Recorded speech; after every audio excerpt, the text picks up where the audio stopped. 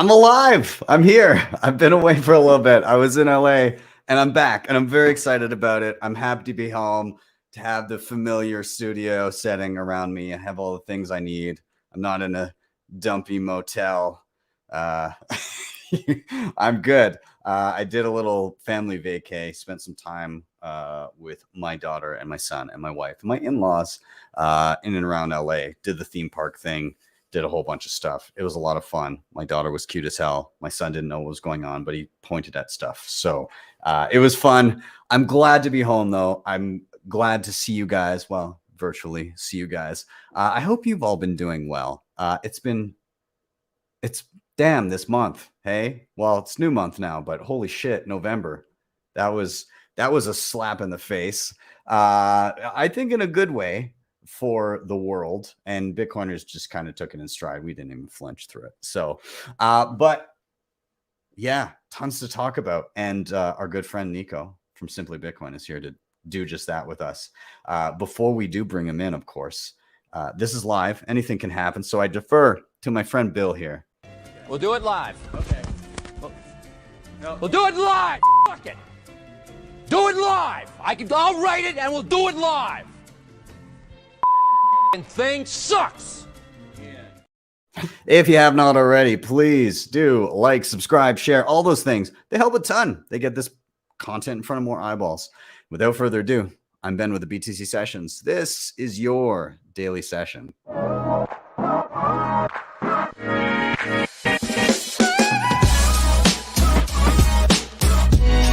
Hodl the Bitcoin.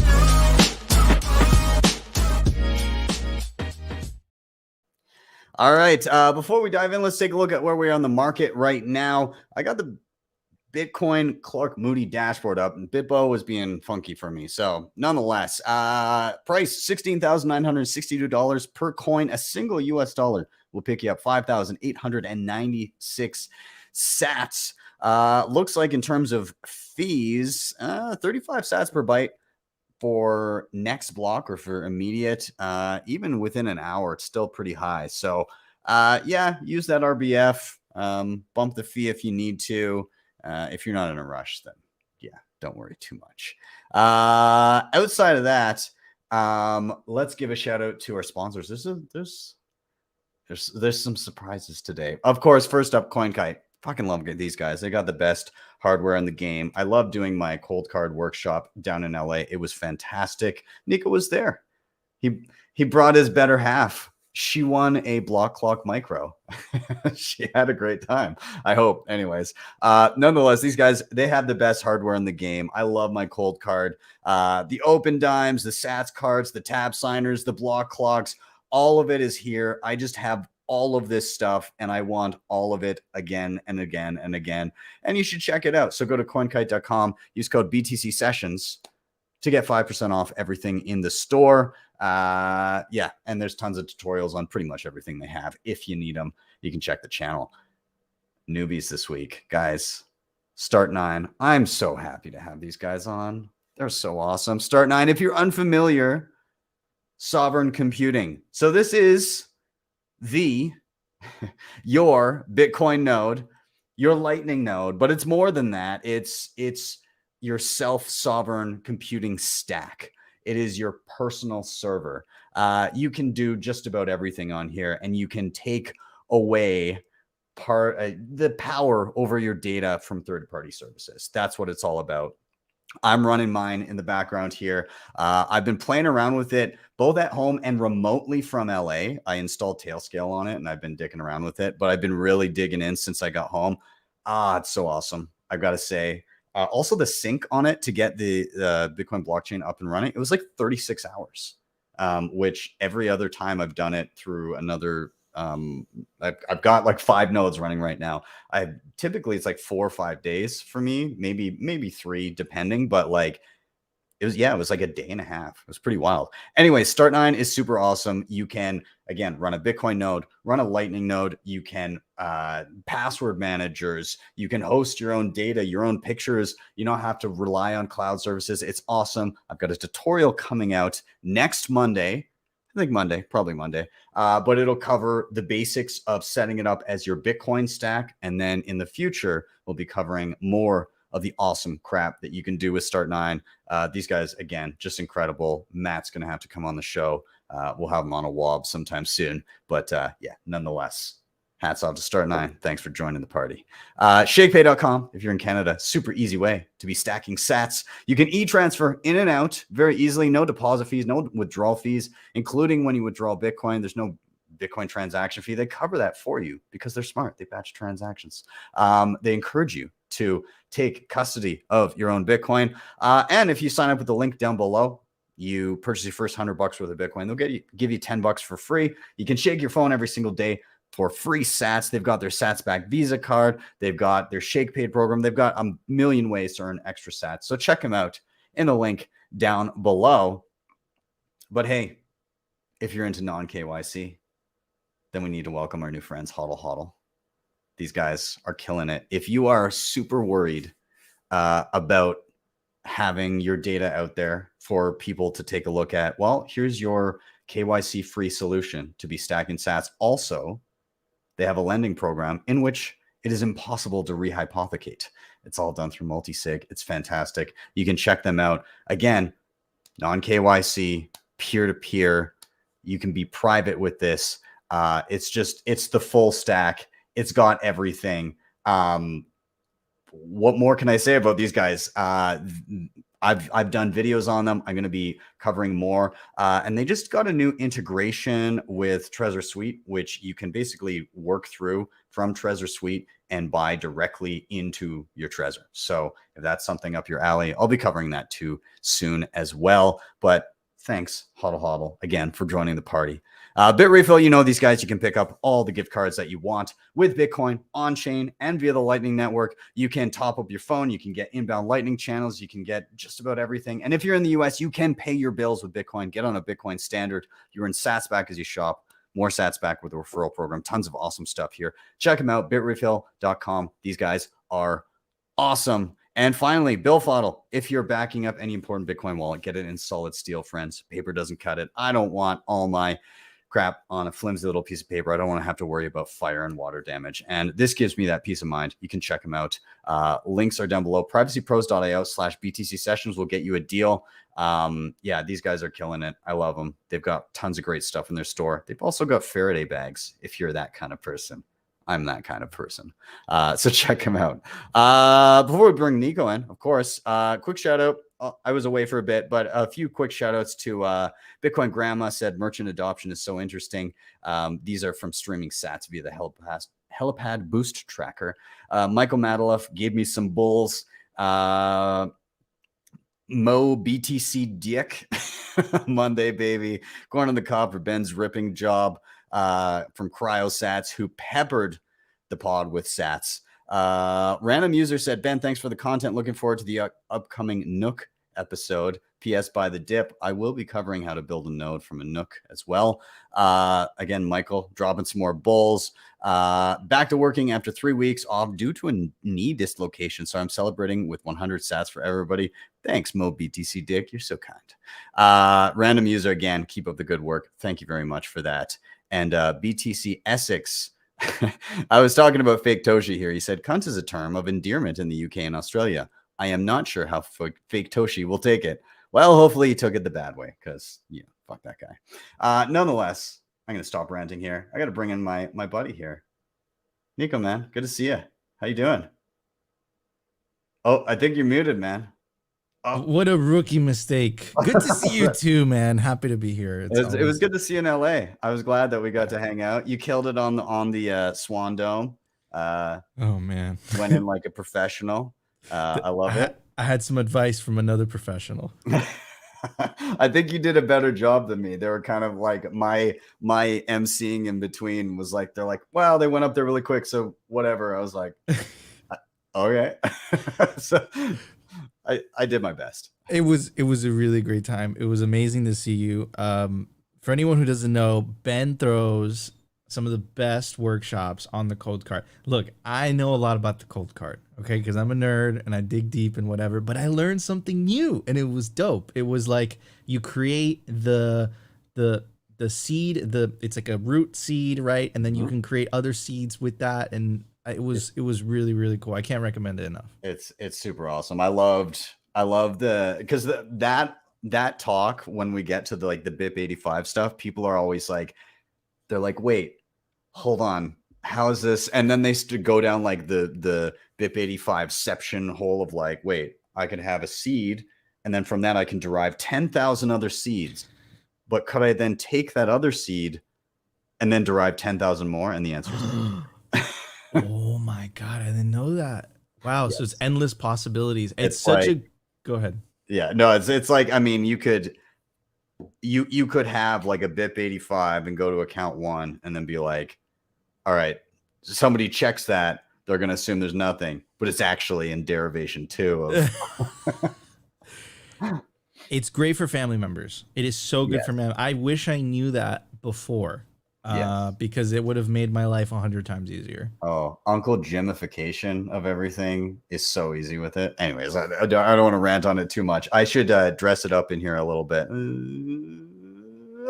There we go. Beautiful, beautiful.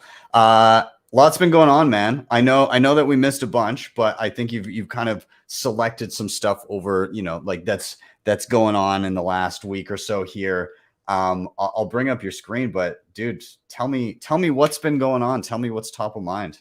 Dude, I mean, Clown World continues. ECB at this point, you can't say like they're at this point they're terrified. We beat them in the memetics. Okay, our memetics game is much stronger than theirs, but I don't know who over there thought it was a good idea to post this to Twitter. But the name of this report was Bitcoin's Last Stand. And again, like there's this concept in psychology which is called projection, where someone that is guilty of something will project that onto you. And I think that's really the case here, and just replace Bitcoin with fiat's last stand. And the tweet says the apparent stabilization of Bitcoin's value is likely to be an artificially induced last gasp before the crypto asset embarks on a road to irrelevance. Hashtag the ECB blog looks at where Bitcoin stands amid widespread volatility in the crypto markets. But it's interesting because one of the authors, if you take a look at his employment page and he's in charge, occasional paper series, the central bank digital currency, right? And we all know misaligned incentives, I guess. Here's this beautiful thread by Beauty on, kind of describes what's going on. One of my favorite Bitcoiners, very well spoken, goes on to say, this patently absurd statement from the ECB is indicative of the malign traits and ignorance rife in that fraudulent institution. If they had any competence at all, they would know predictions like this are meat for Bitcoiners as well as always being wrong. It's appalling. The statement that Bitcoin is experiencing a last gasp is a variant of Bitcoin is dead that you've seen over and over ad nauseum from computer illiterates for over a decade. BTC and increasingly Bitcoiners does not obey the fever dreams of the ECB. The Europeans seem to believe that their way of life and thinking is inevitable and that the future belongs to me. This is in face of Great Britain leaving the European Union, widespread self-inflicted fuel crisis, and many other synthetic ills, including the tech exodus. And I not to, pick and choose, to get political or whatnot, but a lot of those things are true. Like, I would agree that the energy crisis is definitely self-inflicted. It goes on to say these people are liars. If they believe that Bitcoin could not survive, they would not be working furiously to draft new law to control, quote, unhosted wallets. Why bother? If Bitcoin doesn't work and is doomed, why legislate it at all? Right. And I think that's a great point, So what do you think, Ben? I think this is winning. This is what winning feels like. Well, I mean, okay. So the funny thing is the term that they use, this stabilization of value, is likely to be artificially induced in like the only thing that like has no guardrails to prevent it from dropping in price. In fact, all of the stuff that has been enabled through traditional finance are all mechanisms which almost guarantee downward price movement. So the only manipulation here would be more or less to the downside. And it's hilarious that they're saying like, oh, the only reason it's got any value still must be artificial, when every tool at their disposal has been used to try and tank the price and make it go away, and it's still not fucking working. So they have to put out stuff like this. Bad memes, because that's literally what this is. This is bad memes from the last century, and they're trying to like put it into the internet sphere, and just like the whole officiality of it is just ludicrous at this point. Like the ECB blog, like I trust the anonymous Bitcoin Twitter accounts more than I trust these guys, you know. Then they have a better record as well. In the actual report, they talk about, you know, Bitcoin's bad energy usage and all the attacks that you've heard over and over and over again, that I feel like it's just like beating a dead horse at this point. Anyways, more good news from Brazil. Brazil approves bill regulating use of Bitcoin as payment. Now, we all know that you can't really, like, Bitcoin, I think, it's an individual thing. So, I mean, like, I think governments are really irrelevant. You know, that's the beauty of Bitcoin, is decentralized, as peer-to-peer. But, I mean, I guess it's something in the right direction, specifically if you compare and contrast how developed countries are treating Bitcoin. You know, you see the hostility from the United States, you see the hostility from Europe, but developing countries that have the most to gain, just they open their arms. And I think that's the signal with this article. It goes on to say, I'm not going to read all of it, but it goes on to say, Brazilian lawmakers have approved a complete regulatory framework for the trading and use of cryptocurrencies in the country.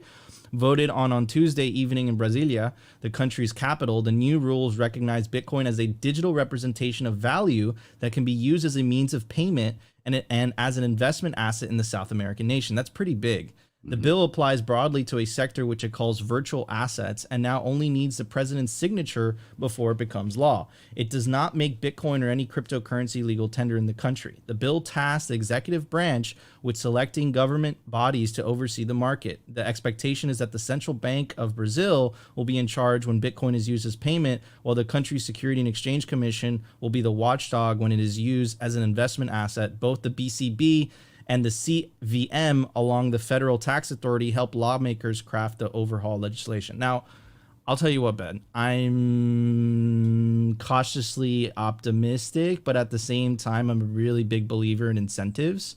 And just as Iran and Russia are kind of, you know, looking into Bitcoin to facilitate international trade, to not be so reliant on the US dollar, I think this could be another example of that as well.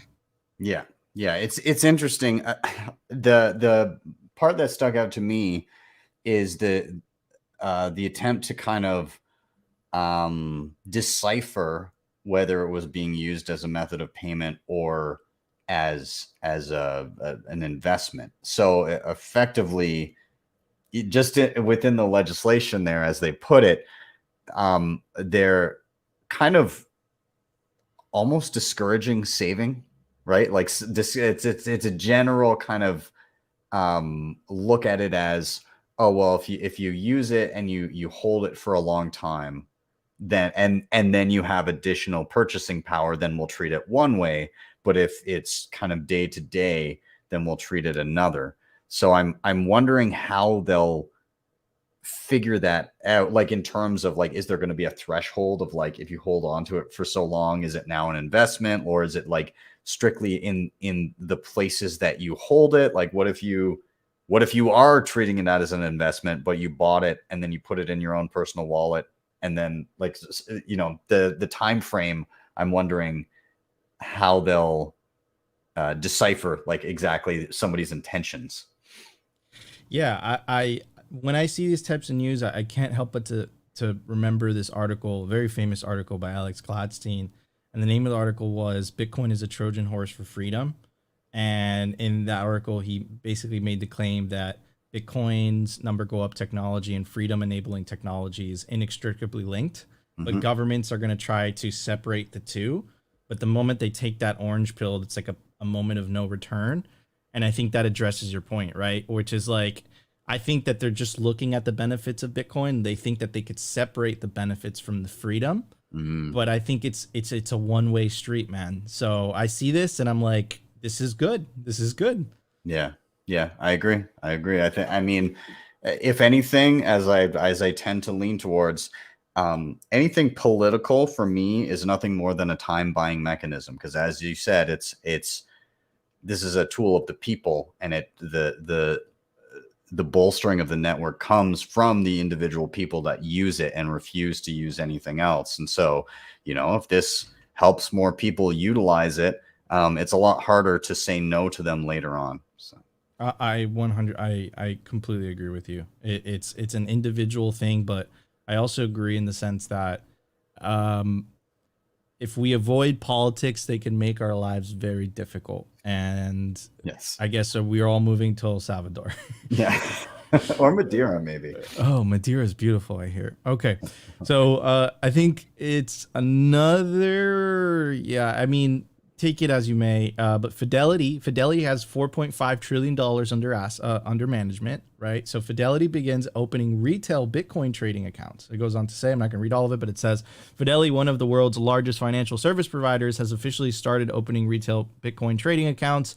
According to a report by The Block, certain users, presumably those on the wait list, received an email detailing the release, which stated the wait is over. Fidelity has been active in the Bitcoin industry for some time.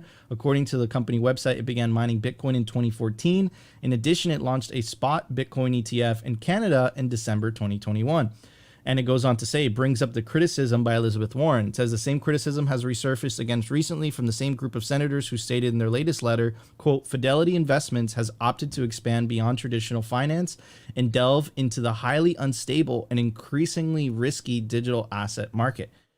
They're not offering crypto. They're offering Bitcoin, and Bitcoin goes up and to the right. It is volatile while it does that, but it does that. And if you compare and contrast fiat, I would make the argument that fiat is more unstable for people because you're guaranteed to lose purchasing power versus Bitcoin. Maybe in the short term, we don't know what the volatility is going to do, but in the long term, Bitcoin's designed to go up in value. And another caution as well, right, is that someone asked a very important question. Shout out to the plebs. It says, Bitcoin Bombadil, says, can you withdraw to your own wallet? And Fidelity Investments, the official account, I might add, says, thanks for reaching out to us here on Twitter. In this early version of Fidelity Crypto, you won't be able to send or receive cryptocurrency, but we're exploring cryptocurrency transfers in the future. Turn on your notifications to receive updates. So I would say avoid like the plague for now. Mm-hmm. Yeah. It's interesting that they mentioned that they may be looking into that, because I think that's a consequence of market pressures from before. Like you saw the same thing with what was it? Was it Robinhood or was it PayPal? Robinhood. Yep. PayPal. Yeah. And so I think because you've got this again in like if you're offering a product and within the product you're offering, there's a transigent, intolerant minority, then you're gonna have to introduce certain features. And I mean that's a great thing, because then we can continue preaching those off ramps to everybody. Get your own custody. So yeah, I'm excited to see that. Also, just a side note, all the senators like Elizabeth Warren that continue to whine and bitch about this and protest and stamp their feet. So I watched my first Christmas movie of the season last night, and it just reminds me of a group in this movie. The movie's called 8-Bit Christmas. It came out like last year, but it's Neil Patrick Harris is a dad. He's describing what it was like growing up wanting a Nintendo when he was a kid, and which is like, it's a great movie, by the way.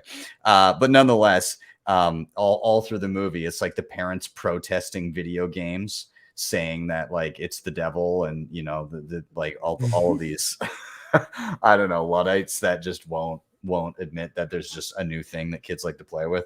Anyways, nonetheless, the protesting parents that like refuse to understand anything about anything remind me of Elizabeth Warren. So I think you hit the nail on the head, man. I don't know if she's I don't know if she's malicious or she's just intolerant and she just, I don't know, but I think that analogy that you did with that movie is a good one, right? Just stubbornness, right? Like just unwilling to budge, and they just they sow this narrative in their head that it's all a bunch of evil, shadowy supercoders that are going to destroy the world from buying too many drugs. And I think that's projection, just like the central bankers in the beginning, because it's like, what system is more shadowy? The one that, you don't know what the supply of dollars is. Like, you can't issue dollars, and Bitcoin, all that stuff is public. You could issue Bitcoin. You just got to invest in, the mining infrastructure, right? So it's projection 101. Yeah. Anyways, Ben, we nailed this because we called this on Simply Sessions months ago. And it was just confirmed by some professor at Harvard. There's an article from Politico magazine, and there's a newsletter, better said, Political newsletter. It says Harvard paper to central banks, buy Bitcoin, right? You never have imagined that, especially academia that's been historically pretty hostile. Goes on to say Bitcoin was invented to circumvent the world's central banks, so the idea that those banks would start buying Bitcoin in bulk ranks somewhere from counterintuitive to far-fetched. But after Western governments froze Russia's foreign exchange reserves earlier this year, speculation mounted that some central banks would acquire cryptocurrency as a form of insurance against financial blockades from the U.S. and its allies. It goes on to say, a new working paper on the subject by Matthew Ferranti, a fifth-year PhD candidate in Harvard's economics department, advisee Ken Rogoff, a former economist at the IMF and the Federal Reserve Board of Governors, who is now a Harvard professor, has caused a minor splash. In it, Ferranti argues that it makes sense for central banks to hold a small amount of Bitcoin under normal circumstances and much more Bitcoin if they face sanction risks, though his analysis finds gold is a more useful sanctions hedge. Goes on to say, quote, we overuse sanctions. It's going to come back to bite us because people are not going to want to use dollars. But the contribution of my paper is to put a number on that and say, how big of a deal is this really? How much should we be concerned about it? And I mean, Ben, we called this. We said it when we first heard the news of Iran and Russia, using Bitcoin to potentially circumvent U.S. sanctions. We had the reaction by the Treasury. But I mean, like, if you just look at like normal human nature, humans are obviously going to try to find an alternative. They don't want that power held over their head. But I think the very dangerous thing here, specifically for the United States, that benefits tremendously from having this police-like power, is this time when people opt out, the alternative of which they're opting out to is better than the dollar in the first place. So good luck trying to get them back in the door once you force them out in the first place. So I think I think the U.S. government specifically is playing with fire here. Yeah. I love that this guy comes to the conclusion like, well, you better have Bitcoin just in case. Like that's where it starts, and then everybody realizes, oh, this is so much easier.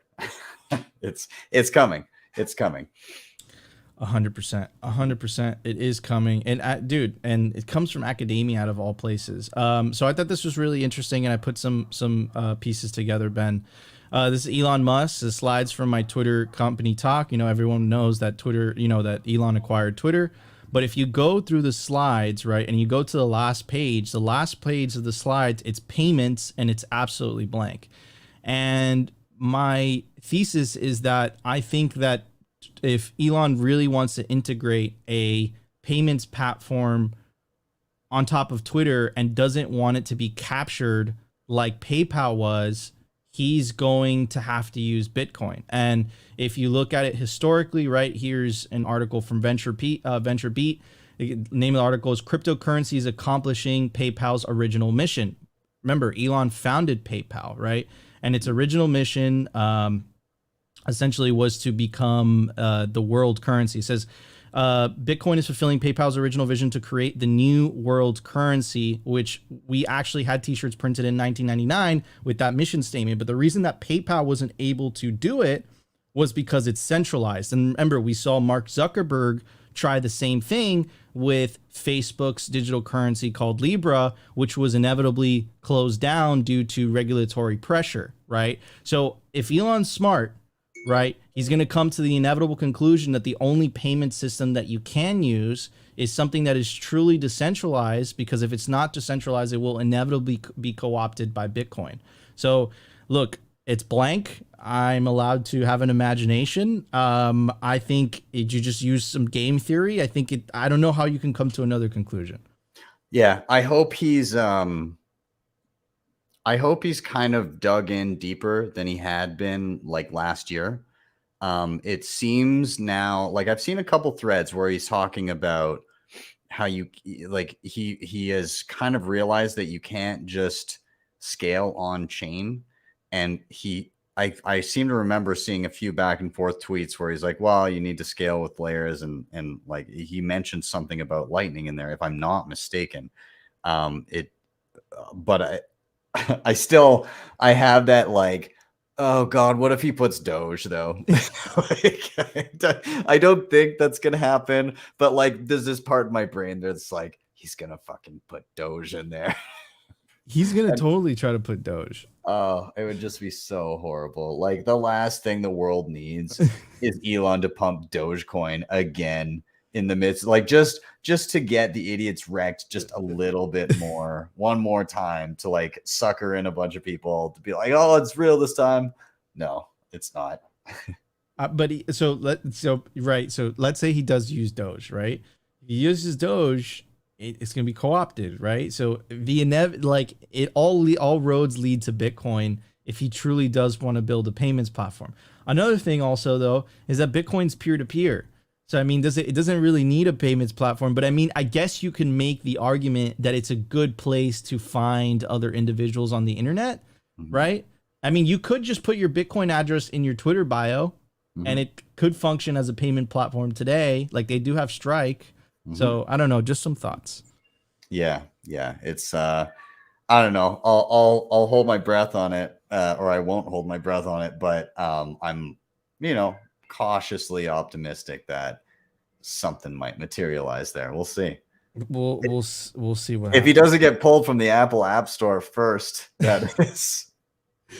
Speaking of absolutely wrecked, I'm not going to name any names, but do you remember the very important, powerful influencers that were pushing this? And now they declare bankruptcy. High risk loans resulted in insolvency. Ouch. This is again like the crazy thing to watch was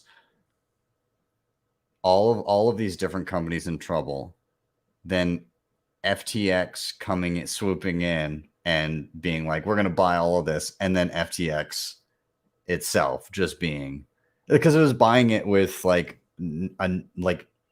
imaginary capital, effectively, like they were propped on hot air, and so they buy up all these things and bail out all these companies. They look like messiahs to all these guys, and then oh wait, no, we're fucked too. Dude, I was in a Spaces and we were talking about it. I was like, yeah, I got to like a $300 million valuation, and someone corrected me and they said, no, Nico, it got to a $5 billion valuation. All of that just wiped out. Like FTX, I think it was like 26 billion with the B. Yeah. This another like it's so ridiculous. And I think the lesson here is, if you've just been staying humble, stacking sats, taking into cold storage, right? Not like it's like this stuff you wouldn't even be aware this is happening. Yeah. And it'd be like, okay, just another day, cheaper Bitcoins, great opportunity for me, et cetera, et cetera. I feel so shitty. Like if you were sitting in this and you're like, especially because like some people, they were like, I'll just put all my Bitcoin there, like 6% or whatever it was. Of course, yeah. Like thinking that it's needed. But like at the end of the day, like the whole point of Bitcoin is that you don't need yield on it. And the harsh reality is any type of yield anywhere for anything has real risk. The difference in the legacy financial system is the upside is privatized and the losses are socialized. Now, socializing the losses also means that the depositors that took that risk sometimes don't have to bear it if the implosion is large enough. But in Bitcoin, that's not how it works. There's nobody to steal from the populace at large to make the people that made an investment decision whole. And as shitty as it is that there were some people that maybe didn't fully understand what was afoot here, in terms of like actual risk that's associated with it. This is the reality when dealing with a fixed supply money. It's inherently there will be somebody on the losing end of that at some point. Yeah, 100%. And it's a tough lesson, but I mean, I think the silver lining, Ben, with all the blood on the streets, so to speak, is the record amount of outflows coming out of exchanges. Yes. And just individuals taking self-custody. So, I mean, I guess there's a happy ending. I mean, this is, I consider this to be, well, you've said it before, it's the price of cost of tuition, right? And some people, I mean, I've had my cost of tuition through the years. I've made stupid decisions, done dumb things, bought things that I shouldn't have bought, been uncareful in a variety of different ways. And you become a better Bitcoiner at the end of it. And it kind of hardens you as an individual. It makes you better at hopefully understanding the risks of what you're doing and how precious the asset you're dealing with actually is.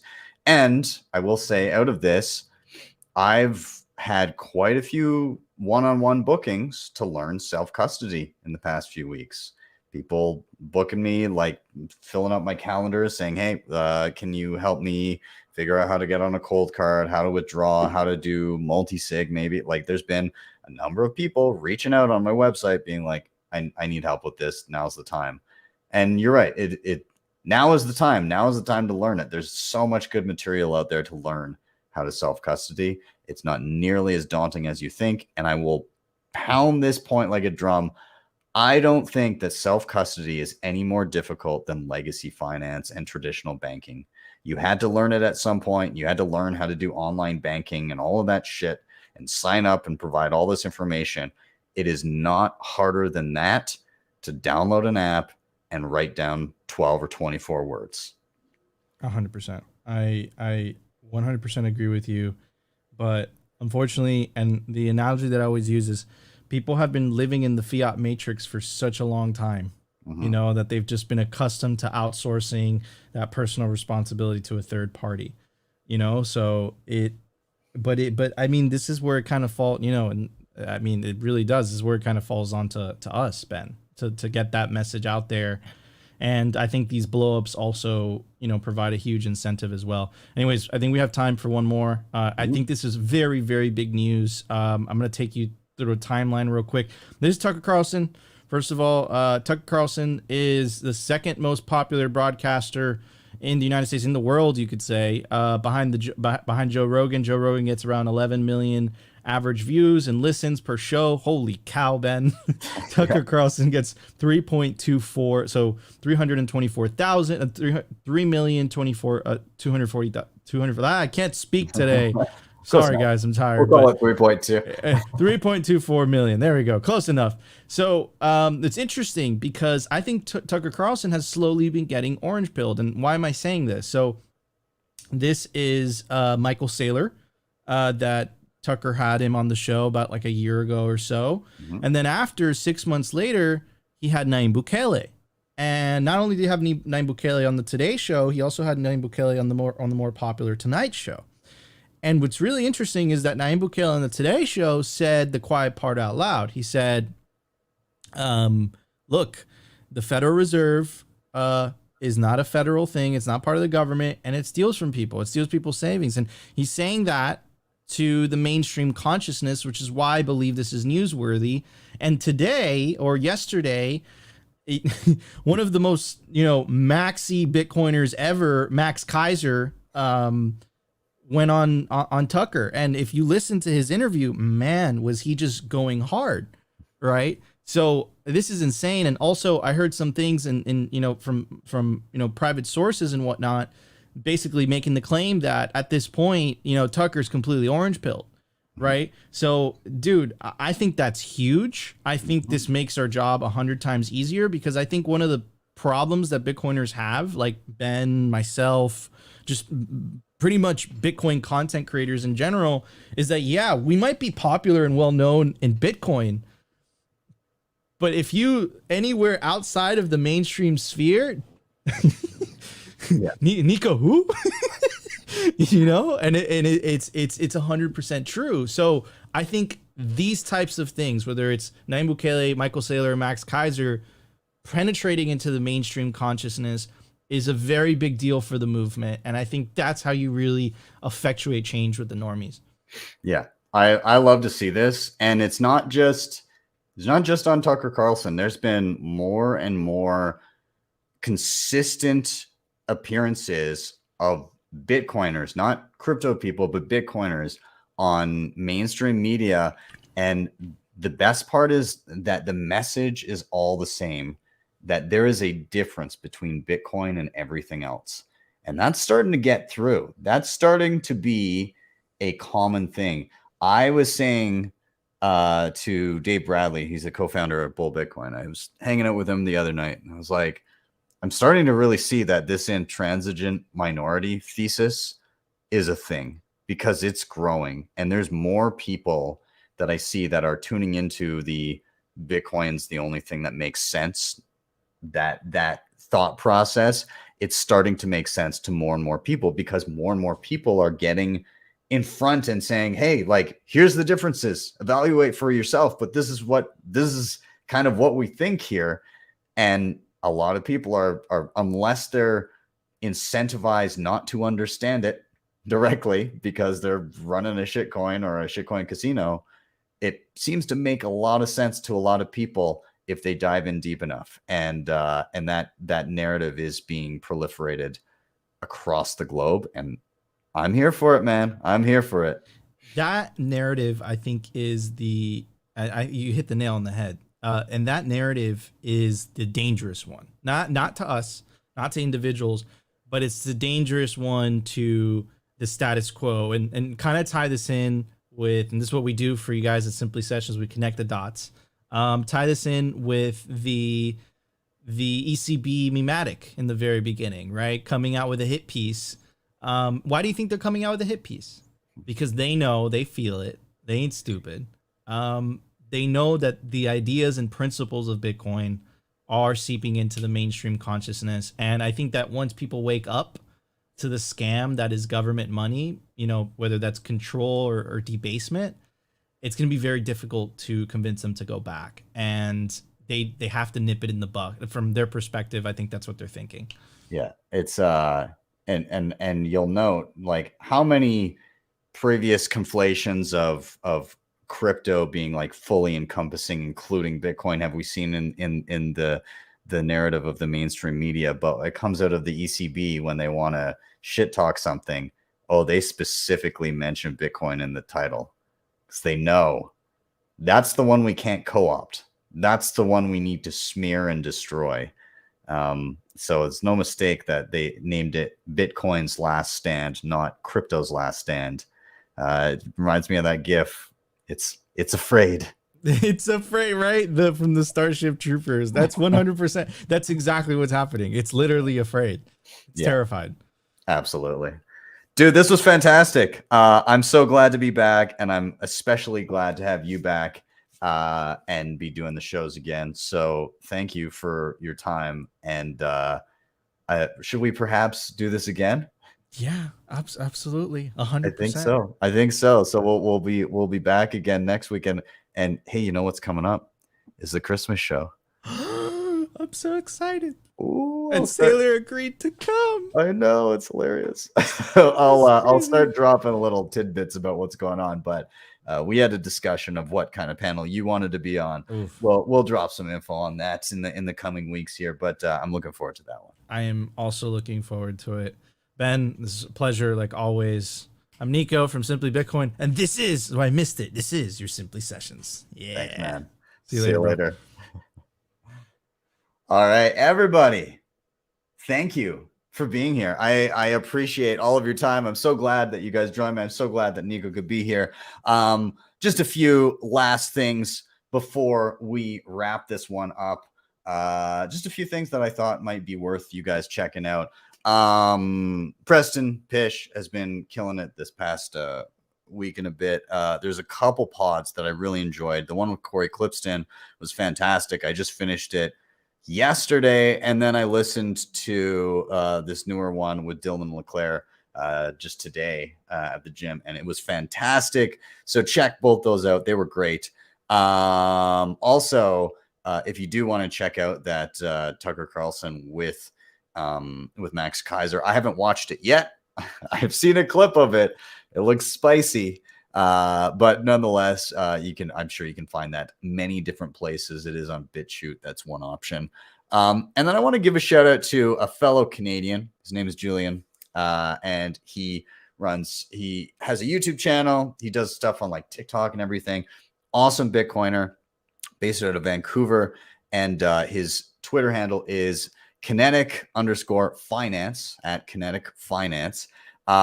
And yeah, he did just a killer job. He was on Yahoo Finance, and he posted up a couple clips of him explaining the fallacy that is the conflation of Bitcoin and crypto together. And he tries to separate them out for the viewer in a very concise manner in short clips. He knocked it out of the park. So I encourage you, follow him, go give those clips a watch, and then probably subscribe to his YouTube channel and his other social media presences, because dude's awesome. And he's been on the show before. So for sure, check him out.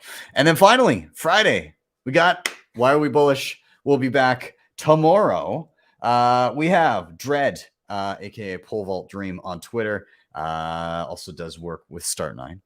We got Jason Mayer. I hope I'm saying that last name, Mayer, I believe. Anyways, he is an author. He's currently working on a book called The Progressive Case for Bitcoin. And then we've got Urban Hacker. He's working on a Bitcoin video game, kind of in the style of, how would I, like Oregon Trail type, like OG style video game. Like it looks pretty badass. So we'll have screen grabs up for it when I'm sure he's going to be talking about that tomorrow. Either way, it's going to be a really fun panel tomorrow. Make sure you don't miss it. That'll be live tomorrow at 6 p.m.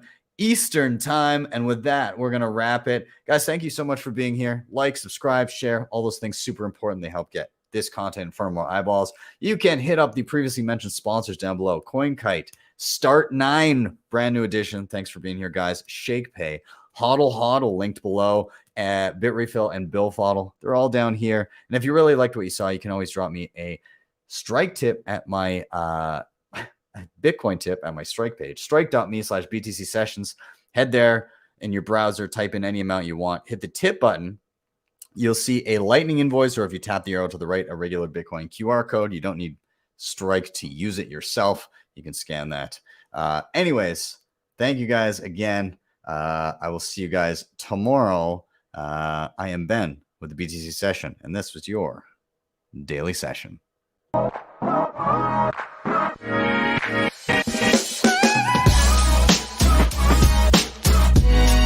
HODL the Bitcoin.